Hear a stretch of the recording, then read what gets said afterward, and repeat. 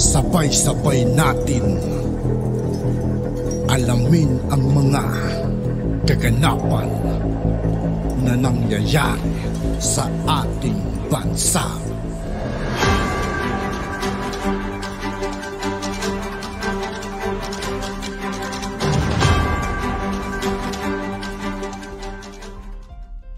Yo, what's up mga kaibigan? This is I2K po again. Ngayon nandito naman ulit tayo sa channel ni Banat Kapanig TV. Dito naman ulit tayo magbibigay ng komento at reaksyon. Kaya samahan nyo ako guys. Let's go!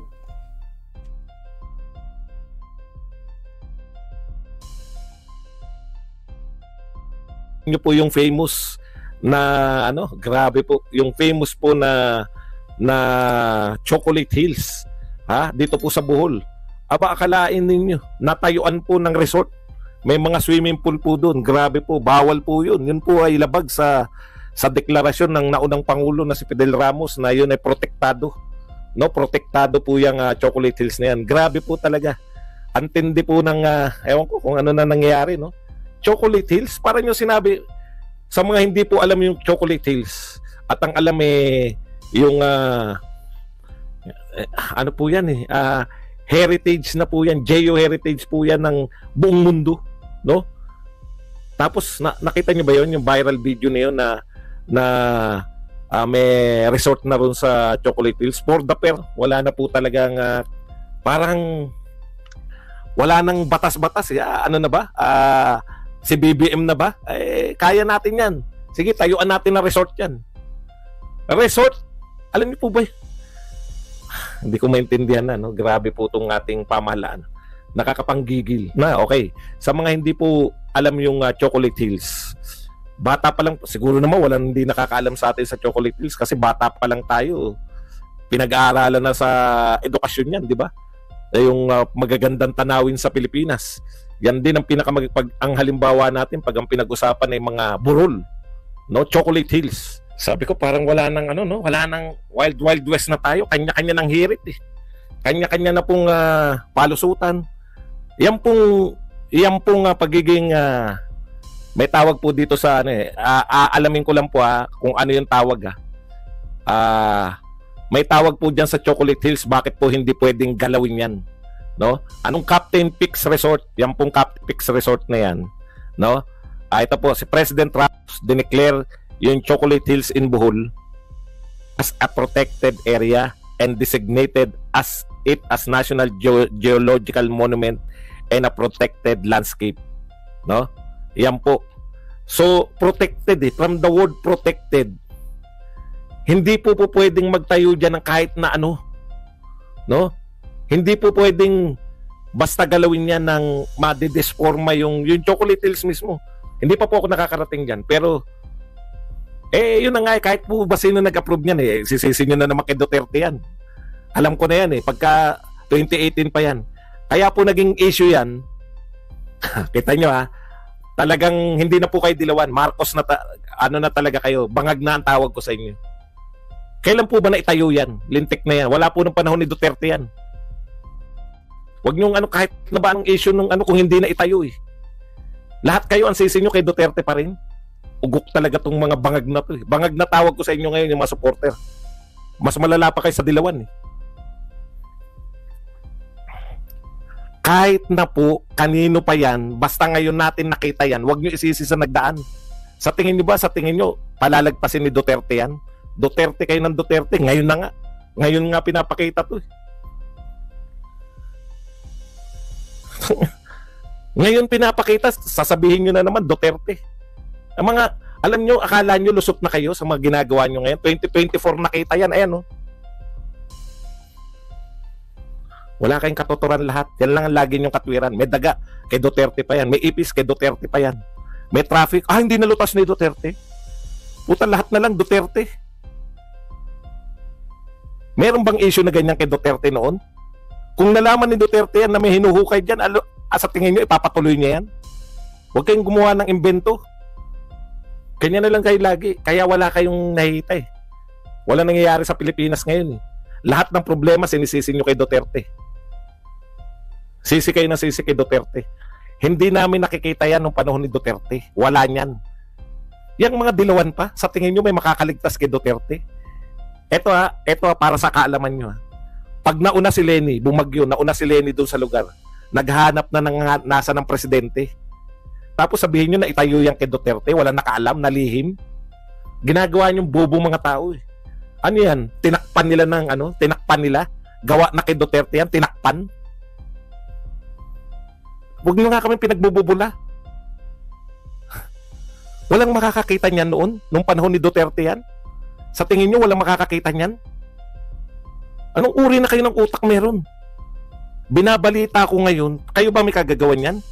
Kayo yata may kagagawan yan. Kay Duterte pa yan. Kay Duterte pa yan. Yung si Duterte nga, hindi lang makita sa Bagyo, hinahanap na ng dilawan, nasaan ang presidente? Yan pang nagpatayo ng ganyan. Nag-war on drugs nga si Duterte. Panay reklamo, may demanda pa eh. Yan pang magpatayo si Duterte. Wala na talagang katinoan. Kung ganyan po ang mga katwiran ninyo. Okay, ano po ang katotohanan? Nakita natin yan ngayon. Nakita natin yan ngayon, 2024. Ngayon lang natin nakita. Huwag niyo po kaming bigyan ng mga katwiran. Siguro naman may mga eroplano na nung panahon ni Duterte o may helicopter na. Ano yan, tinago? Paano na itago nung panahon ni Duterte yan? Ngayon lang lumabas? Bilib talaga ako sa mga followers eh. Bilib na bilib ako sa inyo. Grabe. Ibig sabihin, ngayon wala silang takot. Kaya na itayo yan ngayon. Kaya merong swimming pool dyan sa Chocolate Hills. Ha? Wala nang takot sa gobyerno ngayon. Lahat na ngayon, wala nang kinatatakutan. Oo. Opo, Madama Gloria Constantino. Sabihin niyo na po na tanga kami. Tanga po ang lahat ng tao sa Pilipinas. Tanga po pati mga dilawan. Tanga po lahat. Ay pinagpipilitan daw eh. Meron na raw kay Duterte niyan. Diyos ko. Sige. Hindi na po muna natin sila papansinin at walang mangyayari. Iba na po yung pag-iisip nila eh. Ngayon po natagpuan niya. Ngayon po tayo mag-usap. Ngayon 2024. Grabe po, no? Kung sino man po yung may kagagawan yan, hindi po nararapat yan sa protected area. Huwag nyo na po isisi. Hindi ko nga sinisisi kay BBM. Kayo naman sinisi nyo kay PRRD. Ang tutumbukin lang natin dito dapat DNR. Grabe kayo no? Grabe kayo mag-justify.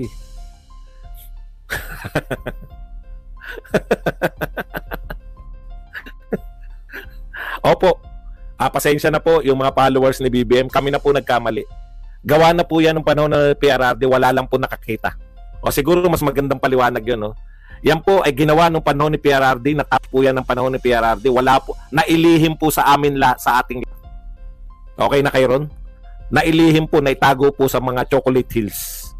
Wag naman tayong yung pambobo ng mga argumento, di ba? Wag namang ngayon po ang pinag-uusapan natin, no? 2024, natuklasan po ito. Di ba?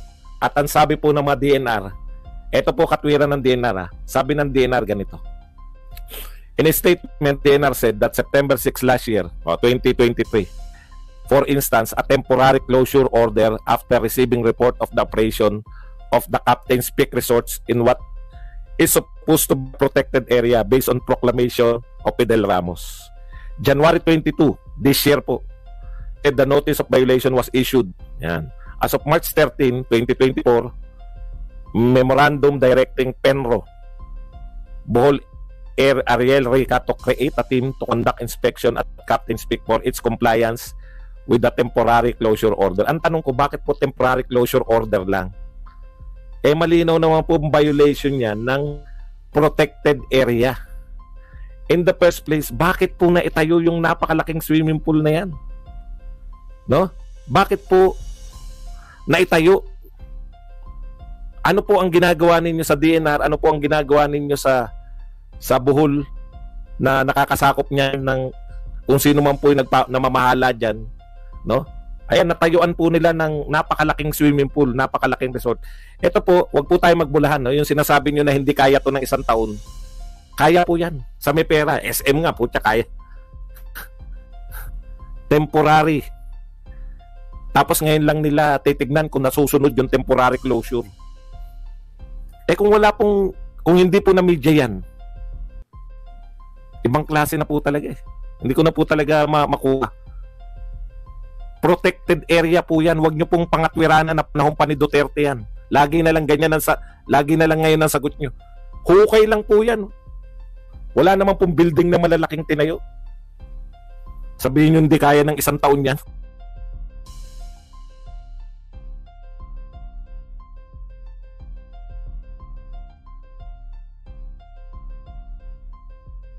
Tapos na. At yun nga po mga kaibigan, dito po nagtatapos ang ating reaction video. Muli ako po si I2K ng Sundalo ng Dunggalo. Maraming salamat sa patuloy na pagsuporta. Yeah, peace out.